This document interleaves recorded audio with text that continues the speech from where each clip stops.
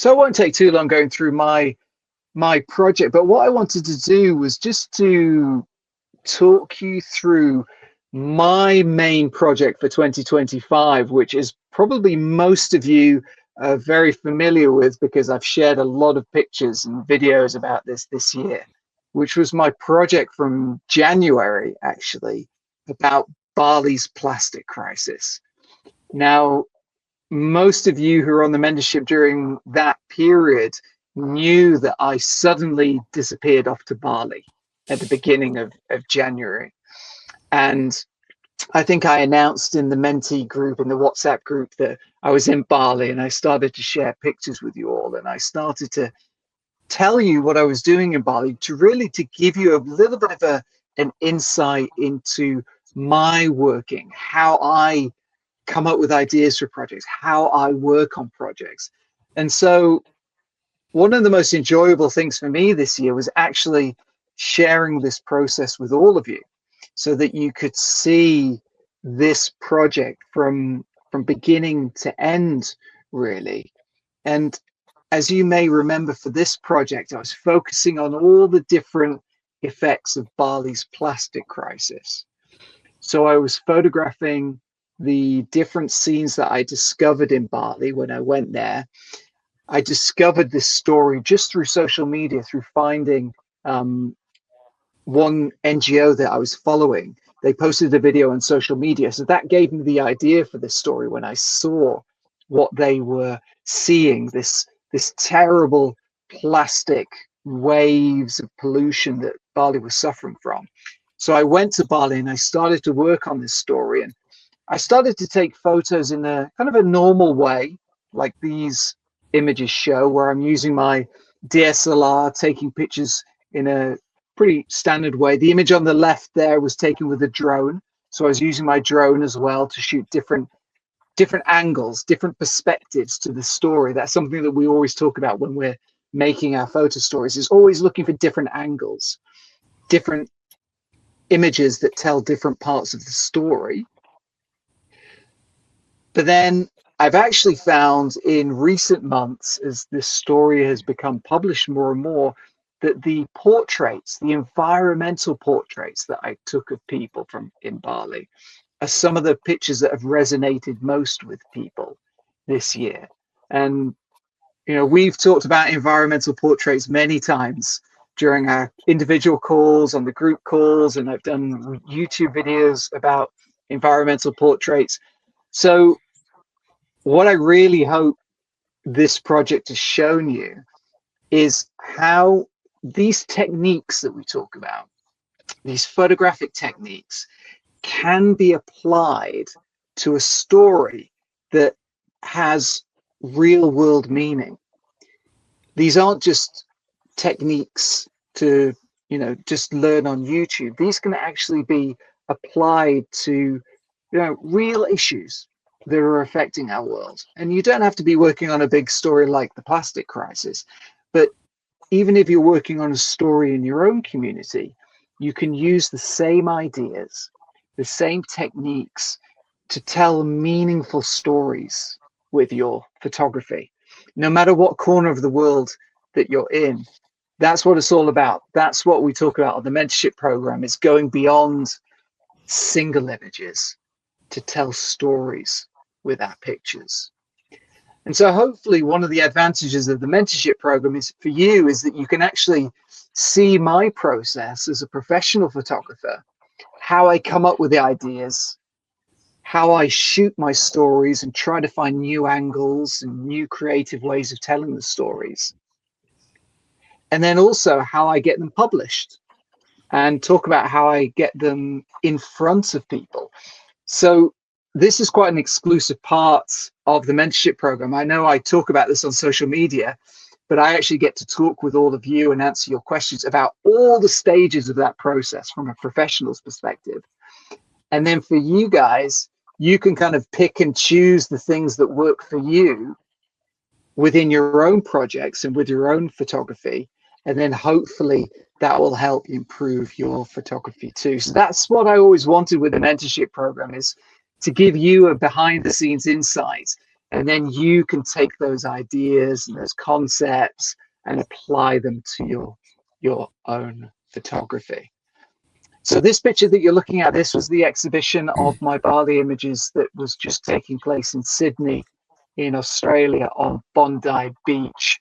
And I was really happy with this exhibition. It was a really wonderful placement for this exhibition, to have the polluted beach scenes in the pictures next to that lovely pristine Bondi Beach in Australia. So it's a really nice way to show you all this process from the beginning to the end. And Anne, I know you were following at the very beginning when I first went to Bali. And has it been useful for you to see this process? Because it's really been 12 months as well. It's quite a long time. And that's another thing that I hope you all understand, is sometimes these projects take time to come to fruition. So for you, Anne, was it useful to you to see that kind of process over such a long time? Yeah, yes. In particular, it was useful because you, in your videos, you do a kind of behind the scenes thing, the nitty gritty, the nuts and bolts. It's not just, oh, you must do A, B, and C. You actually show us how to do it. And whether or not we can carry that off in our own photography is, of course, up to us. But you do show us the nuts and bolts, which is what I really like. And you show us the before, where you were taking the photo, and then the actual photo itself. So it does prove that even in a horrible, messy environment, you can make absolutely stunning and beautiful images, which is encouraging. I really like this first image, Johnny. This is kind of a National Geographic style image where we're showing something really incredible in terms of the culture, but having those ladies in the foreground adds that connection that you were talking about between people and culture, people and religion. And it's a very natural moment. And I think this is something that has developed in your photography, especially since we've been talking about, is finding those moments where there's that connection between the people and the environment in which they're in. And I think this image does that quite successfully. Thank you, Sean. And of course, as I've mentioned before, I was traveling with a friend of mine, and I was saying to her, every time I took a photograph, I was saying, if Sean was here, he would be saying, "Where's the moment? Where is it? What is it all about?" So you have had a big influence on me, Sean, and the way I look at things, and to think, well, what story am I trying to tell here, and what is special about it? I'm really happy to hear that. I'm really glad I can be there on your shoulder to kind You of are everywhere I go. give you those ideas. But it's shown in your photos, because when we first started working together, a lot of your photos didn't have those moments. It didn't have the attention to light and composition. And I think it's definitely coming through. Like this image of the two ladies and this image of the two monks, those two similar kind of moments where you're connecting the local people to the surroundings, and there's a bit of spontaneity there. We feel like, especially in the first image, we feel like we're a fly on the wall observing this quiet moment. It doesn't look like those ladies know you're there. They might know you're there, but the image doesn't communicate that. We just feel like we're in that moment, in this other world, in this temple in Thailand. And I think, yeah, and their spirituality is very natural. I mean, I do know both of these ladies quite well, but they didn't ask. They just went off to pray. They didn't think about the camera. They didn't ask me to take the photograph. They just went off and did what they always do whenever they see a temple. So yeah, it was quite spontaneous as far as I was concerned. And I think these Johnny. two images are kind of a. Sorry, Mark, do you want to? That's okay. No, it's okay. It's okay. I was just going to say these two images are a good example also of how Johnny's way of thinking has really focused in on thinking carefully about composition and about lighting and about color for individual frames, and just trying to play with those ideas in creating strong images. Like even the image on the left, the simple image of the trees in the forest.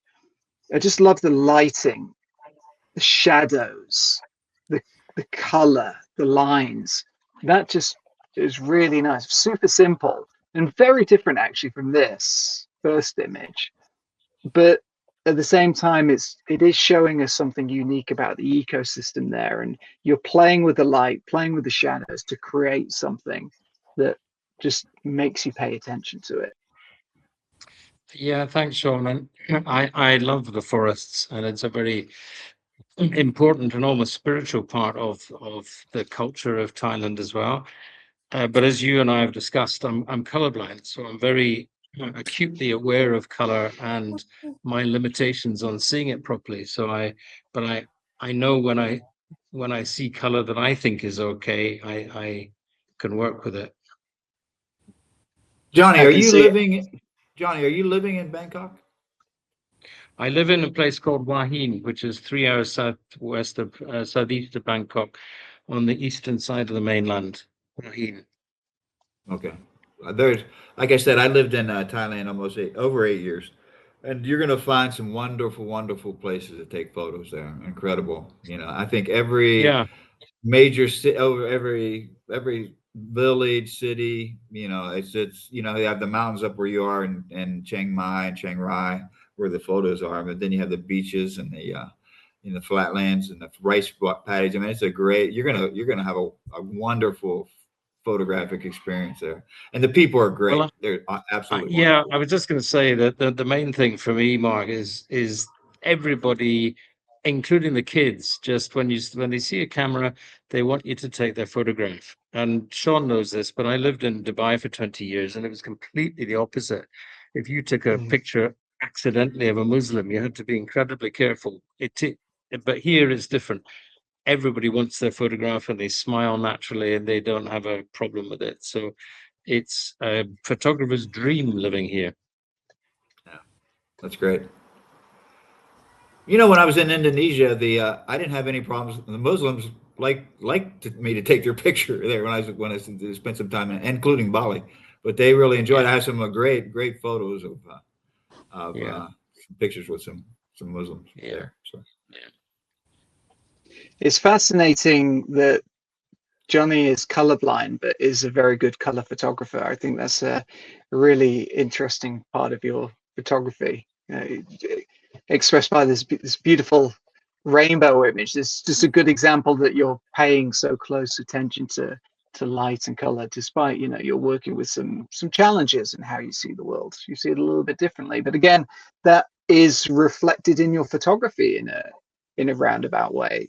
Each of you're expressing your views of the world through your imagery. And even though Johnny has challenges with perceiving color, it in a way it kind of makes him even more focused on some aspects of photography, which I think is quite interesting.